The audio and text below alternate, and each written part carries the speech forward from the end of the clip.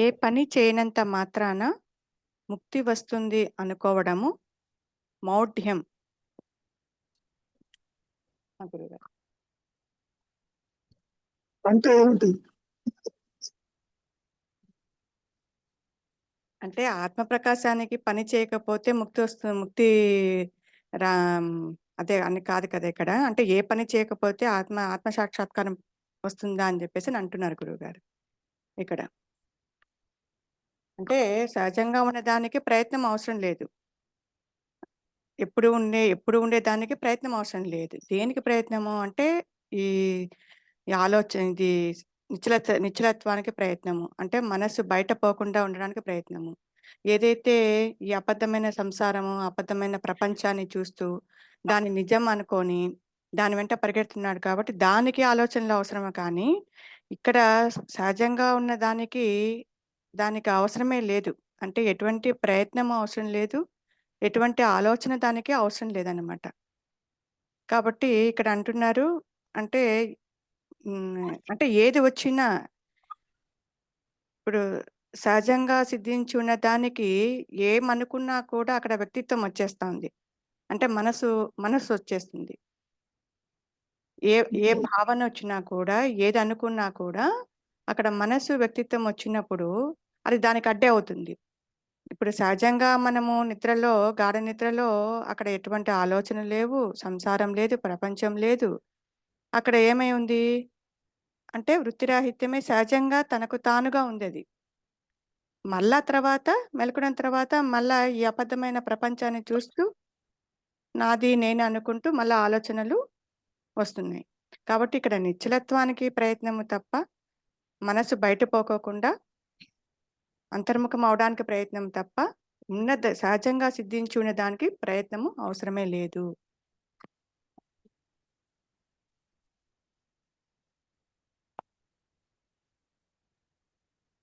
చెప్పండి గురుగారు. ఇంకా అంటే నాకు చిన్న డౌట్ గురుగారు. ఇప్పుడు శరణాగతి అంటే నాకు ఇప్పుడు ఉన్నదానిని, ఇప్పుడు ఏదైతే ఉందో అదంతా ఉన్నదానిని అన్నిటినీ అంగీకరిస్తూ అది అనుకూలమైన చెప్పండి గురుగారు. ఇప్పుడు శరణాగతి అంటున్నారు కదా మీరు. శరణాగతి అనే ప్రస్తావనకు వచ్చినప్పుడు ఏదైతే ఉందో ఉన్నదాన్ని అన్నిటినీ అంగీకరిస్తూ అది ప్రతికూలమైన అనుకూలమైన దాన్ని, అంటే అక్కడ మైండ్ దాన్ని సరిపుచ్చుకుంటా ఉంది కదా గురుగారు. అది శరణాగతి ఎట్లా అవుతుంది? అంటే దాని మైండ్ని అంటే నాకు వాస్తవానికి అక్కడ ఉండే మైండ్ని దానికి అనుకూలంగా ప్రిపేర్ చేసుకుంటా ఉంది. నేను ఇలా ఉండాలి, అవి అవి నా దరిచేరికి రాకూడదు, ప్రతికూలం వచ్చినా అనుకూలం వచ్చినా నేను దానికి ఎటువంటి రియాక్ట్ అవ్వకూడదు. అది అది మైండ్ ప్రిపేర్ చేసుకుంటుంది కదా గురుగారు. అది శరణాగతి అవుతుందా? శరణాగతి అంటే వ్యక్తిత్వం లేకుండా కర్మలు ఆచరించాలి. అంటే నేను చేస్తున్నాను అన్న భావన ఉండదు గురుగారు. అంటే మూలము వికాసించిన వారు మాత్రమే శరణాగతి అయినట్లయితే. గురుగారు ఊరికే ఓరలుగా శరణాగతి అవటం కాదు. గురుగారు అదే గురుగారు. అంటే అదే శరణాగతి అంత ఈజీ కాదంటారు కదా భగవాన్ కూడా, మీరు అంటున్నారు. ఎందుకంటే అదంతా మైండ్ ప్రిపేర్ చేసుకోవడమే తప్ప ప్రతిదీ కూడా. అంతే తప్ప శరణాగతి అనేది మీరు ఇందాక చెప్పినట్టు వ్యక్తిత్వము, అసలు వ్యక్తిత్వం యొక్క స్పృహ రాకుండా ఉండడమే. అంతే కదా గురుగారు. అహంకార రహితమే సన్యాసము, అహంకార రహితమే శరణాగతి. అంటే నేను నాది అనేది తల ఎత్తదు, అది శరణాగతి. ధర్మానుసారంగా ఏది వచ్చినప్పటికీ ఈశ్వర ప్రసాదంగా తీసుకుంటాడు, దాన్ని క్వశ్చన్ చెయ్యడు, అది శరణాగతి. నాకెందుకు కష్టాలు ఇచ్చాడు అని అనుకోడు. ఉమ్, అనుకున్నాడంటే అంకెలు ఉన్నట్టు. గురుగారు. ఉమ్, అవునా? అవును, కాబట్టి అవునవును. ఉమ్, ఇక్కడ ఏమంటున్నారు, శరణాగతి అంటే ఎవరికి కావాలి? ఆత్మకే నీవు శరణాగతి కావాలి. అంటే అర్థం ఏంటి? స్వరూప జ్ఞాన ప్రకాశంతోనే శరణాగతి. జీవుడు అనేవాడు లేకుండా శరణు దూచుతాడని అర్థం.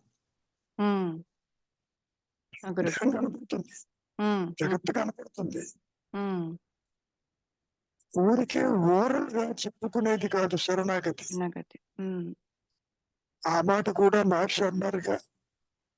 ఉమ్, వీళ్ళు వచ్చి సాష్టాంగ దండ ప్రమాణం చేస్తారు, నీకు శరణాగతి అంతా కూడా మోసపోతాడా భగవంతుడు అన్నాడు పైగా. గురుగారు. నేల మీద పడటం, పాదాలు తాకటం శరణాగతి కాదమ్మా.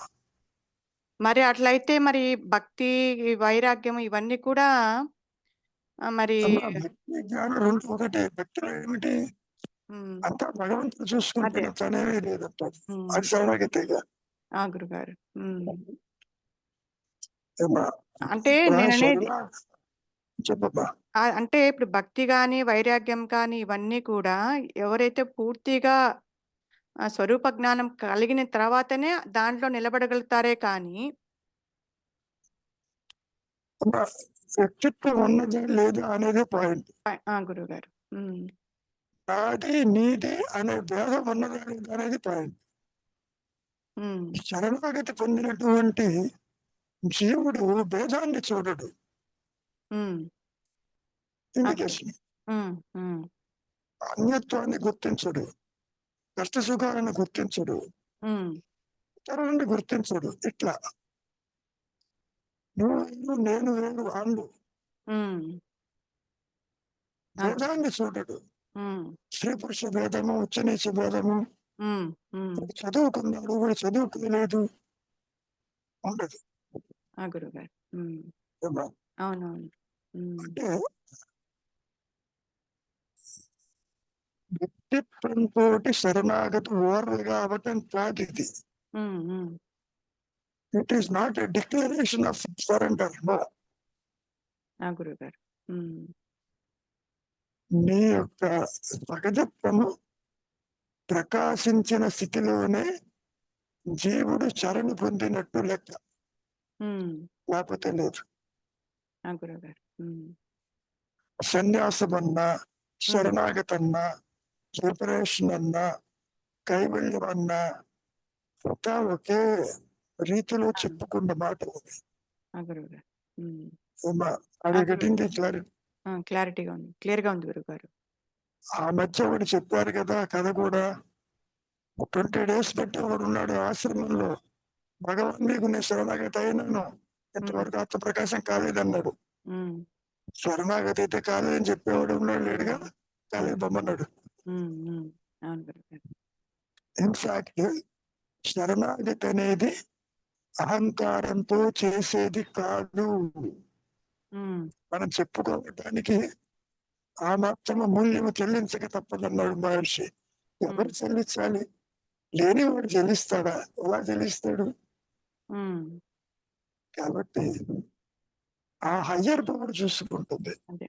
ఉమ్, అప్పుడు మీరన్న శరణాగతి వ్యక్తిత్వం లేకుండా పోవటం, సృష్టి లేకుండా పోవటం, ఉమ్, బంధరహితం అవటం.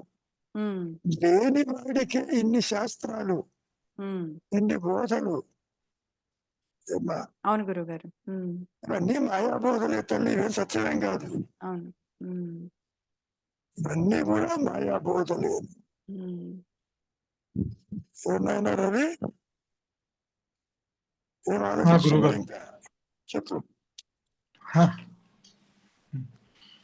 అదే అంటే శరణాగతి అంటే అదే ఏ ఆలోచన పైన అనురక్తి లేకుండా ఉండటమే నిజమైన శరణాగతి అంటారు కదా. ఇక్కడ మనకు మాటలలో భేదమే. గురు. శరణు వచ్చేవాడు కూడా ఉండాలిగా.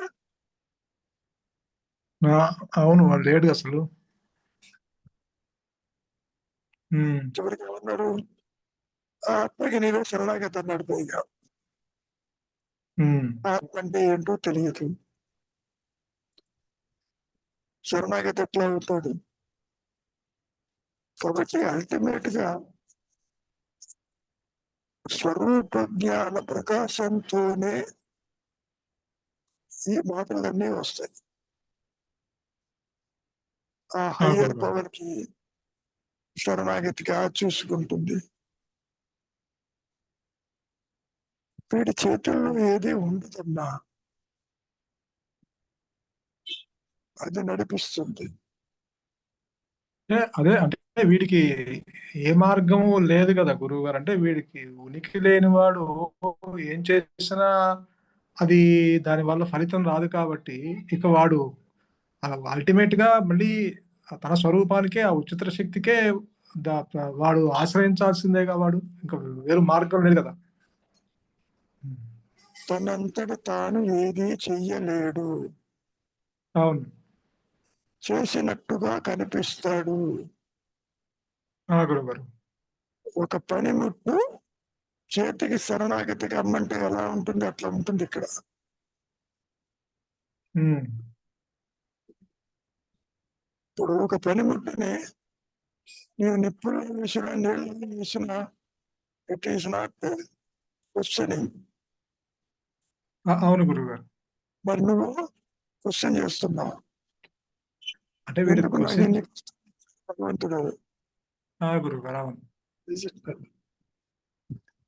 నేను ఎప్పుడైతే నీకు ఒక పనిముట్టు భావన తెలుగు స్థాయిలో ఉంటుందో ఇది శరణ వచ్చినట్టు లెక్క. గురువు గారు. అవును. Demand anything. నాకే ఎందుకు కష్టాలు ఇచ్చాడు, చాలా మంది ఉన్నారు కదా సృష్టి లేదంటావు, అది కుదరదు. ఉమ్, చెప్పాడు. గురువు గారు. అవును. వీడు తెలిసినా తెలియకపోయినా వీడు ఆత్మ చేతిలో ఎప్పుడూ పనిముట్టే. కాకపోతే అది వీడు గ్రహించలేకపోతున్నాడు. వీడు గ్రహించినా గ్రహించలేకపోయినా ఆత్మ ఆధారంగా వీడు సాగిపోతుంది కాబట్టి ఏది జరగాలో అది జరుగుతుంది కాబట్టి. సో వీడు అహంకారంతో చింతించినా చింతించకపోయినా అసలు వీడు లేడు. వీడి వల్ల ఫలితం కూడా శూన్యమే. అంటే ఇక్కడ కర్మ ద్వారా తెలుసుకోలేడు అంటున్నారు భగవాను. మరి పని అనేది ఒక జడం అని చెప్పేశారుగా ఫస్ట్ శ్లోకంలోనే భగవాన్. కాబట్టి కర్మని మారినంత మాత్రాన్ని ముక్తి రాదని చెప్పటం,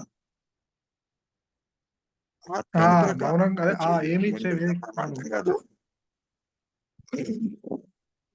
గురువు గారు. అన్నారుగా, మనోనిరోధము ఆత్మ ప్రకాశానికి దారి తీయదు. ఎన్నో క్రిటికాలిటీస్ ఉన్నాయి, అంత కేక్ వాకేం కాదు, గురువు గారు. అవును. ఓవరాల్ గా డిక్లేర్ చేయటం కాదు. ఏమన్నా పద్మయ్య అర్థం అవుతుందా? అర్థమవుతాను గురువు. ఇక్కడ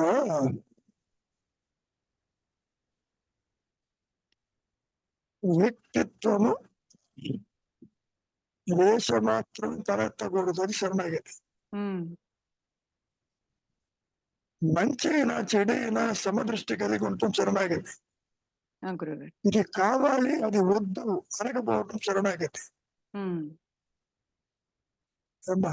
గురువు గారు అదే అంటే నేను అడిగేది అది కావాలా ఇది వద్దు అన్న, ఇప్పుడు అక్కడ కూడా నేను మైండ్ ని ప్రిపేర్ చేసుకుంటున్నాను కదా గురుగారు, అదే అడుగుతున్నాను. ఇప్పుడు ప్రిపేర్ ఎప్పుడు చేస్తావు, వ్యక్తిత్వం ఉంటే చేస్తావు. అదే నేను అడిగేది గురుగారు, అది శరణాగతి కాదు కదా అని అంటున్నాను. కాదు కాదు కాదు, వ్యక్తిత్వం ఉంటే చేస్తావు. వ్యక్తిత్వం శరణాగతి అన్నట్టు. అదే గురుగారు, అంటే అక్కడ వ్యక్తిత్వం తలెత్తుతోంది కదా. ఇప్పుడు ప్రతికూలమైన అనుకూలమైన కూడా దాన్ని నేను ఇది సరి చేసుకుంటున్నానంటే అక్కడ మైండ్ ని ప్రిపేర్ చేస్తున్నాను కాబట్టి అది శరణాగతి కిందికి రాదు కదా గురుగారు అని అడుగుతున్నాను. ఒక్క మూలము ప్రకాశించినప్పుడు మాత్రమే శరణాగతి అంటానికి అర్థం ఉంటుంది, లేకపోతే ఉంటుంది. రవి రవి ఏం చేస్తున్నావు సార్? ఎక్కడికో శరణాగతికి వెళ్తున్నావా? లేదు లేదు గురుగారు, వింటున్నాను. చివరికి ఆ ఏమన్నారు? స్వరూప ఆ, జ్ఞానం ప్రకటిత సందేహాలు పోతాయండి. ఆత్మకే నువ్వు శరణాగతి కావాలంటే అర్థం ఏంటి? ఉండాలని దేహాత్మ బుద్ధి వినడానికనే శరణాగతి. పరిమితత్వమైన బుద్ధి జనించకపోవడమే శరణాగతి. అట్లా ఏమ్మా? గురుగారు అదే అడిగది. అక్కడ బుద్ధి జనిస్తా ఉంది. ఉమ్, బుద్ధి జనిస్తా ఉంది అంటే అక్కడ వ్యక్తిత్వం ఉంది కాబట్టి అది శరణాగతి కాదు. అది కాదు.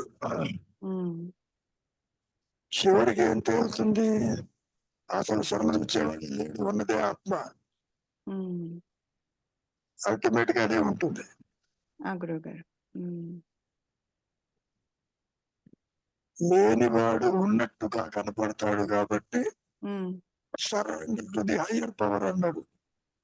ఉమ్, ఎందుకని ప్రిపేర్ చేస్తున్నాడు వీడిని, జీవుణ్ణి. గురువుగారు. అందుకని అట్లా అన్నారు. ఏమ్మా? గురువుగారు. చెప్పినా ఇంకేమైనా ఉంది?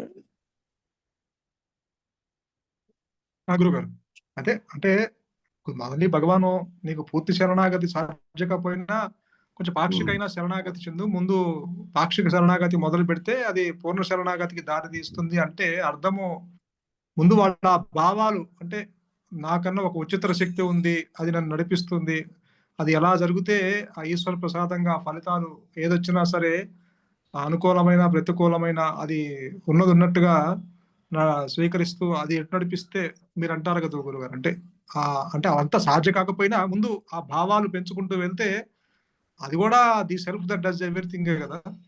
స్టార్టింగ్ రివోల్ట్ అవుతావు. గురువు. ఎందుకు నాకే కష్టం ఇచ్చాడు, ఎందుకు నేను ఇది అనుభవించాలి, రివోల్ట్ అవుతావు. చివరికి అర్థం చేసుకుని భగవంతుడి ఇచ్చే ప్రకారం it is will of God that takes place. నేను దానికి ఎందుకు చింతించాలి, ఆయన చూసుకుంటాడు అనేది శరణాగతి ఫస్ట్ స్టెప్. గురుగారు అంటే ముందు అసలు వీడికి నీవు ఆశించింది ఏది జరగదు. అవును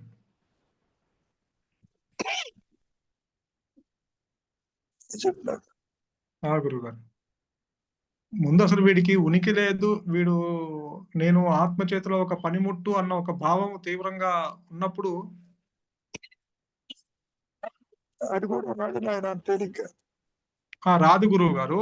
అంటే ఆ భావాన్ని కొంత కొంత దృఢపరుచుకుంటూ ఉంటే వీడి యొక్క అహంకారపు యొక్క చేష్టలు కొంచెం దూరంగా అవటానికి ఉపయోగపడుతున్నాయి. ఎదురు తప్పగా తెలియదు, తానే అన్ని చేస్తానని అనుకుంటాడు. గురువు గారు తాను చేసిన కర్మలకి రిజల్ట్ ఉండదు, ఫలితం ఉండదు. చివరికి మానేస్తాడు చేయటం. అట్లా శరణాగతి అవుతాడు.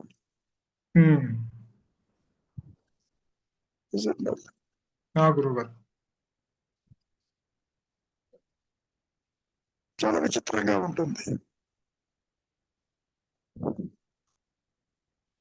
అంటే గజేంద్రుడు కూడా చివరికి ఆ దిక్కుతోచని స్థితిలో అప్పుడు ఆ ఇంకా చివరికి దిక్కుతోచ అప్పుడు ఊబిలో నీ ఎట్ట బయటపడాలి అన్నప్పుడు ఆ చివరిలో అప్పుడు వచ్చాడు ఆ విష్ణుమూర్తి.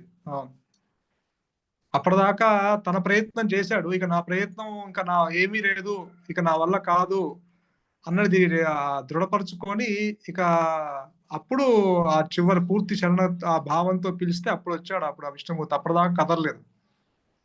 అంతేగా మరి. ఎందుకంటే అప్పటిదాకా ఈ మనస్సు ప్రయత్నం చేస్తూనే ఉంది, ఆ లోపల ఉన్న గజేంద్రుడి యొక్క మనస్సు ప్రయత్నం చేస్తూనే ఉంది. అక్కడ ఎప్పుడైతే నా మనస్సు లేదు అన్న నిశ్చయ భావానికి వచ్చాడో వ్యక్తిత్వం ఉన్నంత వరకు మొసలిలాగానే గజేంద్రుడిలాగా లాగుతూనే ఉంటాం. ఆ మొసలి అనే దుఃఖం పట్టుకుంటూ ఉంటుంది వాడిని. ఎప్పుడైతే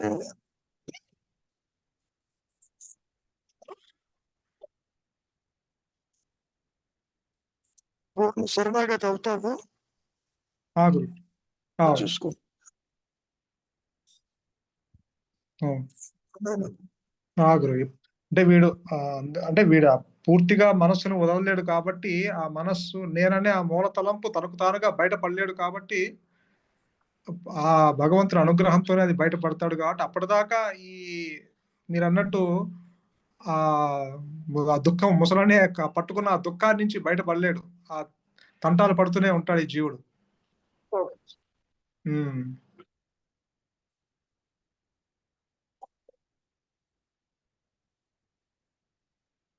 చెప్పండి శ్రీనివాసరావు గారు.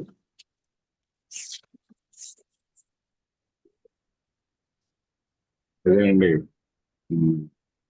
ఎప్పటి వరకు అయితే దేహాత్మ బుద్ధితో తాను ఫలానా అనేటువంటి భావం కంటిన్యూ అవుతున్నంత వరకు కానీ శరణాగతి కానంటే లెక్క.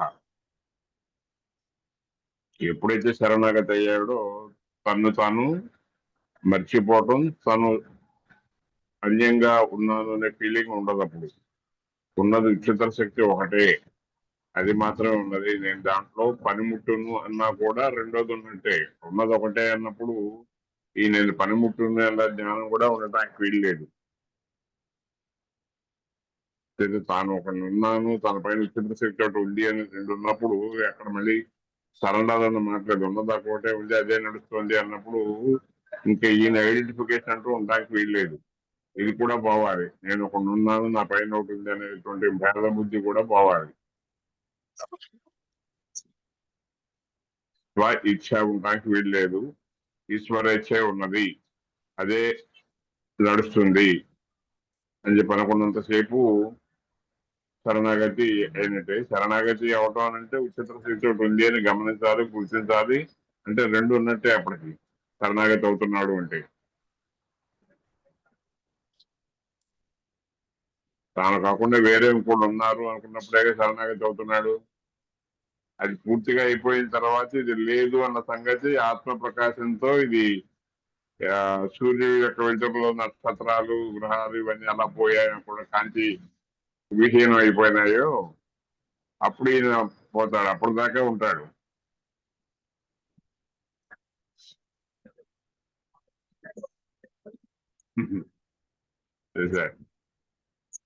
సరోజ ఇంకేమన్నా ఉందా?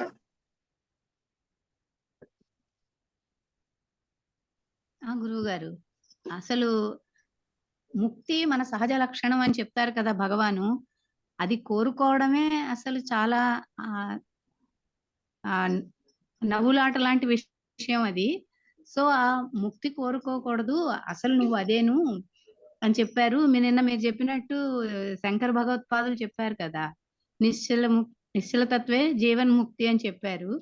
సో ఈ అన్యం చూసినప్పుడే మనం ఇతరులు ఉన్నారు, భగవంతుడు ఉన్నాడు, ఆయనకి శరణాగతి అవ్వాలి, ఆయనే నన్ను నడిపిస్తున్నాడు అని అనుకుంటాము. కానీ అదే తానే ఉంటూ కూడా ఇలా డిఫరెంట్ అన్యం చూడడం అనేది ఈ జీవుడి యొక్క లక్షణం, సహజ లక్షణం. సో అన్యత్వం చూడకుండా తనలో తాను ఉంటే అది జీవన్ముక్తుడి కిందే వస్తాడని నేను అనుకుంటున్నా గురువు గారు.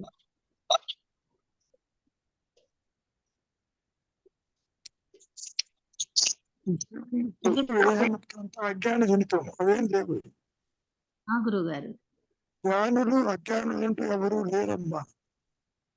అదే మీరు అదే అంటారు గురువు గారు. ఉన్నది జ్ఞానము, లేనిది సృష్టి. అంతవరకు గురువు గారు. ఏమవుతుంది? జీవుడు జగత్తు ఈశ్వరుడు ఏరిపోతారు. గురువు గారు అట్లా గురువు గారు. ఉన్నది ఒకటే నేను. గురువు గారు. తెలుసుకునే నేను, తెలియబడే నేనంటూ ఉండదు. గురువు గారు. స్వరూప జ్ఞానంలో సబ్జెక్ట్ ఆబ్జెక్ట్ ఒకటే కూర్చుంటుంది. గురువు గారు. మాయలో విడిగా కనపడుతుంది సబ్జెక్ట్ ఆబ్జెక్ట్. అది ద్రష్టాదృశ్యము అన్నట్టుగా. ఉమ్, ఆ గురువు గారు. ఓకే. అర్థమైంది గురువు గారు. ఏమైనా రవి ఇంకేమైనా ఉందా? గురువుగారు చెప్పు.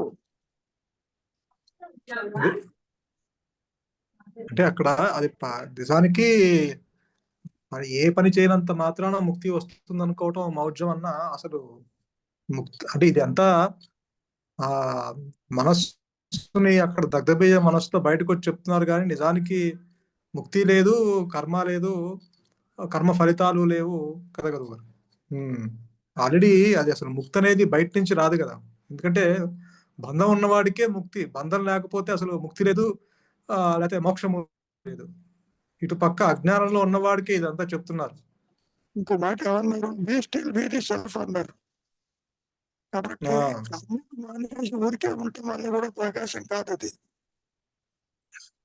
కర్మలకి దానికి సంబంధం లేదు అసలు. లేదు. కర్మలు చేసిన మానిన it won't result in to the self realisation point. గురువు గారు అందుకని ఏమంటున్నారు? ఊరికే ఉండమంటున్నారు. ఊరికే ఉండమంటే ఏంటి? అహంకారం లేకుండా నిలిచి ఉండు. మొట్టమొదటి సెంటెన్స్ ఏముంది చదివిన తగ్గదే? కర్మలు మారినంత మాత్రాన ఏ పని చేయనంత మాత్రాన ముక్తి వస్తుంది అనుకోవటం మౌఢ్యం. That is the point. ఇక్కడ ముక్తి అనే పదం అంటే తెలియదు, ఆత్మ అంటే ఏంటో తెలియదు, కైవల్యం తెలియదు, లిబరేషన్ తెలియదు, తిరిగి ఎలా ఉంటుందో తెలియదు. ఇదంతా కూడా ఊహాజనితములు. వీడు జీవుడు బంధాల్లో ఉన్నాడు కాబట్టి ఇక్కడ నుంచి నేను ఎప్పుడు బయటపడతానా అనుకుంటాడు. తీవ్ర ఆత్మ ప్రకాశంలో వీడి ప్రస్తావన ఉంటుంది, ఇంకా ఎగిరిపోతుంది. కాబట్టి లేని వాడికి ఉన్నది ముక్తి అంటే కూడా సరి అయింది కాదు.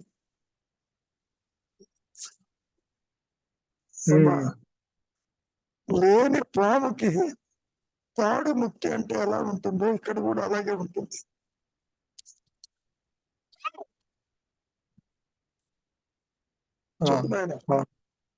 అదే అంటే పాము నుంచి ముక్తి రావాలంటే ముందు పాము ఉండాలి, పాముని బంధించాలి, లేకపోతే పాముని చంపాలి, లేకపోతే ఆ పాము నుంచి బయటపడాలి. సో అప్పుడు వాడికి ముక్తి జరిగినట్టు. కానీ అసలు పాము అనేదే లేదు, కానీ బంధం ఉంటేనే ముక్తి. బంధమే లేదు కాబట్టి ఆత్మస్థితిలో బంధం లేదు, మోక్షము లేదు, ముక్తి లేదు, ఉన్నది అహంస్మరణ మాత్రమే.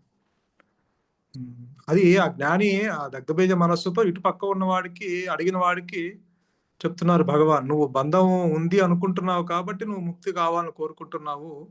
అసలు బంధము లేదు, ముక్తి లేదు, అసలు బంధం ఏదో ఒకటి ఉందని దాని నుంచి నువ్వు బయటపడాలని అనుకుంటున్నావు. అటువంటిది ఏమీ లేదు, అసలు ఉన్నది అహంస్ఫురణ మాత్రమే. నీ కర్మల వల్ల కానీ, నీ ప్రేయర్స్ వల్ల కానీ, నీ చేష్టల వల్ల కానీ నువ్వు ఎప్పటికీ ఆత్మని అందుకోలేవు. అసలు అది దీన్ని గుర్తించదు. ఎందుకంటే ఆత్మలో కర్తృత్వం లేదుగా. దానికి కర్త చేసే ఒక కర్త ఉంటే కర్తృత్వం ఉంటుంది, కర్తే లేడు. ఏ కర్తృత్వం ఎక్కడ ఉంటుంది, భోక్తృత్వం ఎక్కడ ఉంటుంది, అనుభవించేవాడు కూడా లేడు అక్కడ. కాబట్టి ఇవన్నీ అజ్ఞాన జనితమే. వీడు కర్త ఉన్నాడుగా అనుకుంటున్నాడు కాబట్టి ఈ కర్మ దాని యొక్క ఫలితాలు కర్తృత్వం మీద వేసుకుంటున్నాడు, ఆ భోక్తృత్వం అనుభవిస్తున్నాడు దాన్ని, ఆ ఫలితాలని. ఈ ఫలితాల నుంచి, ఆ దుఃఖం నుంచి బయటపడాలని అనుకుంటున్నాడు, మళ్ళీ శాంతి కావాలని అనుకుంటున్నాడు, నాకు ముక్తి కావాలని అనుకుంటున్నాడు వీడు. అంటే వీడికి వీడే కర్తను సృష్టించుకొని వీడికి వీడే కర్మ ఫలితాలు చేస్తూ మళ్ళీ ఆ ఫలితాలను మళ్ళీ వీడే మోసుకుంటూ మళ్ళీ దాని నుంచి వీడే బయటపడాలనుకుంటున్నాడు. ఇదంతా ఒక రకమైన చక్రం లాంటిది. అంటే అసలు ఆ అజ్ఞాన దేహాత్మ బుద్ధే అజ్ఞాన జనితం. అదే దుఃఖాన్ని ఇస్తుంది. దేహాత్మ బుద్ధి ఎప్పుడు శాంతి ఇవ్వదు. దేహాత్మ బుద్ధితో అంటి పెట్టుకొని వీడు శాంతి కావాలి, ముక్తి కావాలి అనుకుంటున్నాడు కాబట్టి అది అన్నిటికీ జరగదు అసలు. కాబట్టి అసలు దుఃఖము లేదు, అసలు దుఃఖము లేదు, కర్తృత్వము లేదు, ఉన్నది శాంతి మాత్రమే, ఉన్నది ఆత్మహంస్ఫురణ మాత్రమే అన్న స్థితి భగవాన్ చెప్తున్నారు. అంటే ఇటు పక్క వీడు పాము చూసి భయపడ్డాడు కాబట్టి పాము లేదు, ఉన్నది త్రాడుయే. నువ్వు పాము నుంచి ఎప్పటికీ బయటపడలేవు. అసలు పాముని కూడా చంపలేవు అక్కడ. పాము నిన్ను కాటేయలేదు అని అనుకుంటున్నావు. అంటే భ్రాంతి చెందుతున్నావు కాబట్టి, నీవు పాము ఉంది అనుకుంటున్నావు కాబట్టి, పాము నుంచి బయటపడితే నాకు ఆ భయం పోయి నాకు ముక్తి వస్తుంది అనుకుంటున్నావు. కాబట్టి పాము లేదు అసలు. ఒక భ్రాంతి, ఇది భ్రాంతి, ఒక కలజనితము, కల సమానము. కాబట్టి ఇదంతా నువ్వు నీ మనస్సు కల్పించుకుంది. ఇదంతా నీ మనస్సులో కల్పించుకున్న గొడవలే తప్ప దానికిను ఆత్మకి ఎటువంటి సంబంధమే లేదు. అది తనకు తానుగా జ్ఞాన వృత్తి చేత తను తాను తెలుసుకుంటూ ఉంది. అది ఈ మనస్సుకి, ఇంద్రియాలకి, బుద్ధికి అందనిది. ఇక్కడ నువ్వు మనసు చేసే గొడవలతో నువ్వే బంధాన్ని సృష్టించుకొని, లేని బంధాన్ని నువ్వు ఊహించుకొని, సృష్టించుకొని, దాని నుంచి బయటపడాలని ముక్తి కోరుకుంటున్నావు. అటువంటిది అసలు ఏమీ లేదు. బంధం అనేదే లేదు, ముక్తి అనేదే లేదు. అది నీకు స్వరూప జ్ఞానం ఇప్పుడు కూడా ప్రకటితం అవుతూనే ఉన్నది. కాకపోతే వీడి దృష్టి ఎంతసేపటికి మీరన్నట్టు అది ఆ బాహ్యంగా ప్రపంచము, ఇతరులు, రాగద్వేషాలు, బంధాలు, వీటి మీదే, ఆ సంసారము, ఆలోచనలు, వీటి మీదే ఎంతసేపటికి ఇది అలవాటు అయిపోయింది కాబట్టి వీడు ఇదే సత్యం అనుకుంటున్నాడు. అందుకని దీని నుంచి బయటపడాలని కోరుకుంటున్నాడు. అందుకని పాము ఉందనుకుంటున్నాడు కాబట్టి పాము లేని స్థితిని పొందాలనుకుంటున్నాడు. అది ఎప్పటికీ జరగదు అసలు. కాబట్టి అందుకని వీడు ఇక్కడ నిశ్చలంగా ఉండటమే పద్ధతి, అంతకు మించి వేరు దారి లేదు అన్నారు భగవాన్. శంకరులు కూడా నిశ్చలతత్వే జీవన్ముక్తి అంటే ఆల్రెడీ జీవుడు అసలు జీవుడు లేడు, జీవుడికి ముక్తి లేదు, బంధ మోక్షములు లేవు. నిశ్చలంగా ఎందుకు రమ్మన్నారంటే ఇది నీకు ఇది అలవాటైంది కాబట్టి. అంటే ఎప్పటికీ ఆ మనస్సు రెస్ట్లెస్నెస్ అయిపోయింది. అది పుట్టి మరణిస్తూ ఆ యొక్క వాసనలు తెచ్చుకొని, సంస్కారాలు అంటిపెట్టుకొని, ఎంతసేపటికి బాహ్యంలో తొంగి చూస్తే తప్ప తన స్వరూపం ఏంటో తను విచారణ చేయక దేహమే తన స్వరూపం అనుకుంటుంది. దేహం పోతే నేను కూడా పోతాను అన్న భావన కలిగి ఉంటుంది. కానీ అసలు నేనెవరు, నా స్వరూపం ఏమిటి, నేను పోతే, దేహం పోతే నేను పోతానా అన్నది విచారణ చేయడు. అందుకని భగవాన్ చెప్తున్నారు ఇక్కడ, జీవుడు కల్పన చేసుకుని బంధితుడు తనకి తానుగా. గురుగారు అవును. లేదు, ఈ వీడి మనస్సే కల్పించుకుంది ఇదంతా.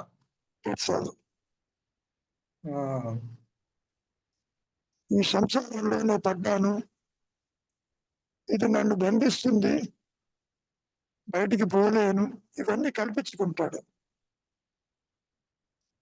గురుగారు అవును. నిజానికి వీడికి ఎవరు అడ్డులేరు, ఇతరులు ఎవరు అడ్డులేరు, ఈ సంసారం ఏమి అడ్డులేదు వీడికి. వీడి మనస్సే వీడికి అడ్డుగా ఉన్నది. భార్య, పిల్లలు, భర్త, బంధువులు, ఇవన్నీ ఎవరు అడ్డులేరు వీడికి. నిజానికి వీడు కల్పించుకున్న వాళ్ళే ఆ లోపల అడ్డుగా ఉన్నాయి వీడికి. కాబట్టి నీ ఆలోచనే నీకు అడ్డు. గురుగారు అందుకని మౌనమే సరుండే.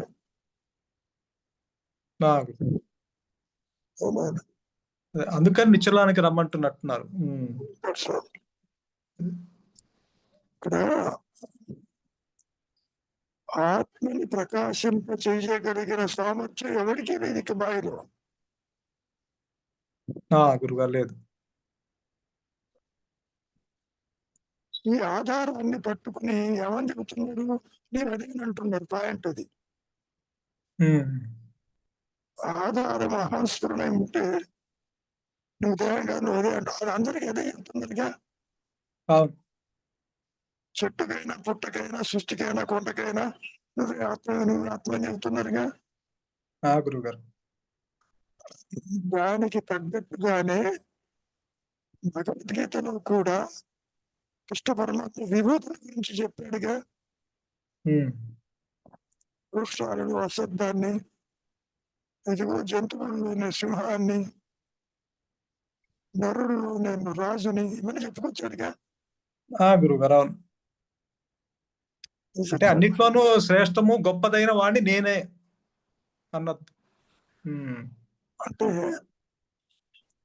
ఆధారాన్ని తీసుకొచ్చి నీవు అదేను అంటావు అనేది కూడా చాలా మిస్లీడింగ్ గా ఉంటుంది చెప్పుకోవటానికి. గురుగారు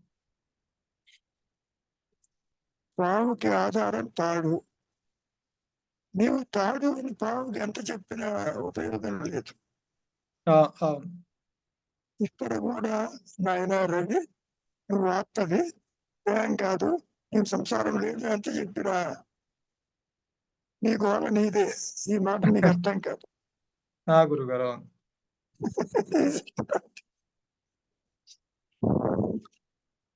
అవును.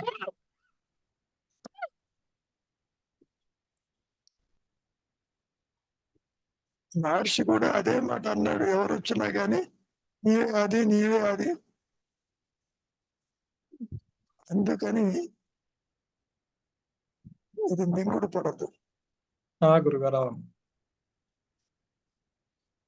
ఆధారాన్ని తీసుకొచ్చి నీ స్వరూపం అదేంటం అనేది, అది హౌ టు రియలైజ్ చాలా కష్టం. అది అంటే సత్యం తప్పించి ఇంకా వేరే మాట రాదు కదా గురువు గారు. అందుకని అదే చెప్పాల్సి వస్తుంది. పోనీ ఆ సత్యం జీవుడు ఉన్నాడు, జగత్తుందా? లేదు. లేదుగా. అవును. తాడులో పావుందా? లేదుగా. పాము ఉంది అని చెప్పడానికి మీరైనా భగవాన్ అయినా అసలు ఒప్పుకోరు కదా. చాలా కష్టం నాయన, బోధించేది కాదు. తాడుతో పావుతో మాట్లాడుతున్నావు, నువ్వు తాడు అని గుర్తించమని. అట్లే ఉంటుంది ఇక్కడ. జీవుడితో చెబుతున్నాడు, నువ్వు దేహం కాదు, నువ్వంటే ఆత్మవి. తెలుసుకో తెలుసుకో తెలుసుకో. తెలుసుకోలేడు. Are getting the point? అర్థమైంది గురుగారు. అవును. ఎప్పటికీ తెలుసుకోలేడు కదా అసలు వీడు. అంటే అంటే గురువు గారు ఇక్కడ లేని ఏమ్మా? ఉన్నాడు కాబట్టి, లేని జీవుడు ఉన్నాను అనుకుని మాయలో భ్రమపడుతున్నాడు కాబట్టి వాడు ఎప్పటికీ తెలుసుకోలేడు గురువు గారు. లేని జీవుడని తెలియదు, ఉన్న జీవుడని అనుకుంటాడు. అదే గురువు గారు. అందుకని వాడు ఎప్పటికీ తెలుసుకోలేడు అంటున్నాను. సర్వకి మాత్రమే సత్యం అంటారు. ఆత్మ ఉందే కదా నాకు ఆ, అనవసరం. దేవుడు ఆ గురువు గారు. అవసరం. అవును గురువు గారు. అటువంటి సర్వస్వం చెప్తున్నాడు, నువ్వు ఆత్మవి అని. ఆ గురువు గారు.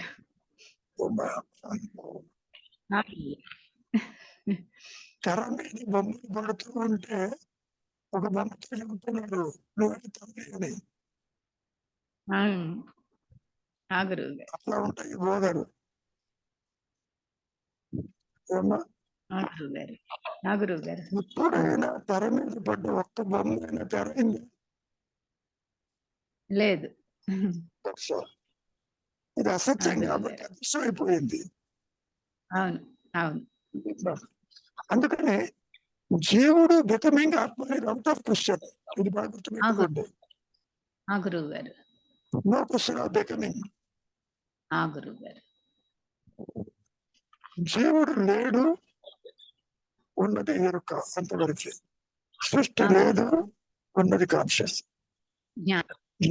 లేని జీవుడికి లేని సృష్టికి ఆత్మ ఆధారమేను అని మాయలో చెప్పుకునే ఒక మాయ మాట అది. ఆ గురువు గారు. ఏదో విచారిస్తాడు కాస్త తేలిపోతుందని. అవును. చాలా క్రిటికల్ గా ఉంటుంది నాయన. ఆ గురువు గారు.